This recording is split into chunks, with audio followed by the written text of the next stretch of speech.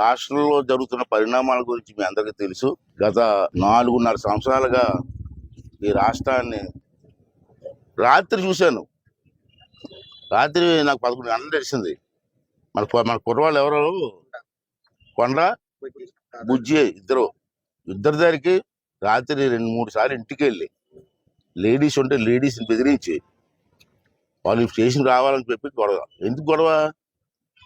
ఏ తప్పు చేశాడని? గంజాయి వ్యాపారం చేశారా, సాగర వ్యాపారం చేశారా, మర్డర్ చేశారా, దోపిడీలు చేశారా? దేనికే రావాలా రాత్రి 10 గంటలకే? ఏంటో దౌర్జన్యం ఏంటి? ఆ ఎమ్మెల్యే గారు ఎవడో పనికి సన్నాసనా కూడా చెప్తే అరెస్ట్ చేస్తారా? ఎమ్మెల్యే చెప్పేది అరెస్ట్ చేస్తారా మీరు? ఏంటి కారణం ఏంటి? Simple issue. సోషల్ మీడియాలో పోస్ట్ పెట్టారట. రాష్ట్రంలో సోషల్ మీడియా, భారతదేశంలో, దేశంలో మొత్తం, ప్రపంచం మొత్తం సోషల్ మీడియా వాడుతున్నారు. ఈ పోలీసులు తెలియదా సోషల్ మీడియా గురించి? పెద్ద కప్పులు చెప్తారు, నీతి మంత్రి కప్పులు చెప్తున్నారు. ఎమ్మెల్యే చెప్పిస్తే అరెస్ట్ చేస్తారా? ఎంతమంది అరెస్ట్ చేసి చూస్తాను. సరే, ఎలక్షన్ దగ్గరికి వస్తారా, ఎందుకు గొడవలు ఊరుకుంటాం? మీరు రెచ్చిపోతే జనం రెచ్చిపోరా? మా మా డబ్బులతో జీతాలు బతుకుతున్నారు మీరు అందరూ. మాకు రక్షణ కల్పించాల్సింది పోయి మా మీద దౌర్జన్యం ఏంటా? ఎంతవరకు సమంజసం అని అడుగుతాను. నేను అడుగుతాను ఇదే సీఏ గారిని. ఉన్నారు ఇక్కడ పోలీసులు అందరినీ చెడ్డని అన్నాం. నా ద్వారా ఎస్ఐ ఉన్నాడు. ఏంటో రెచ్చిపోతాడు, పెద్ద ఎస్పీలో ఫీల్ అవుతాడు. After all SI.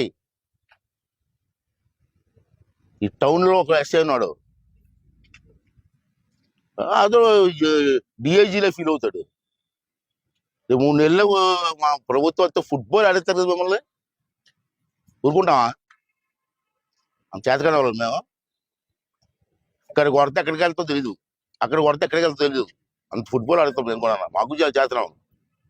మీరే తెలుపుతారు మాకు. ఫుట్బాల్ మాకు తెలియదు ఆ విషయం. వీళ్ళు చూశారు.